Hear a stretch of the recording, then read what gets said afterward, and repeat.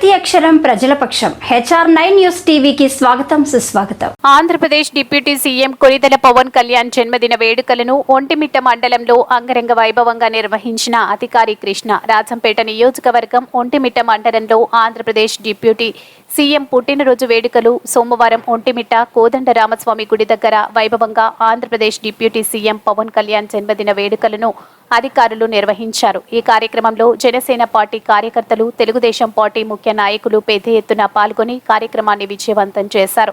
Andhra Telangana state incharge ఎం రామచంద్రయ్య, అన్నమయ్య జిల్లా incharge Ravibabu.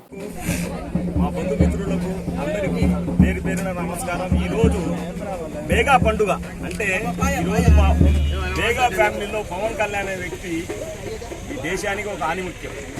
అది మనం కనుక్కుంటే అది ఆణిముత్యం అవుతాడు, కనుక్కోకపోతే వేరే రకంగా ఉంటాడు.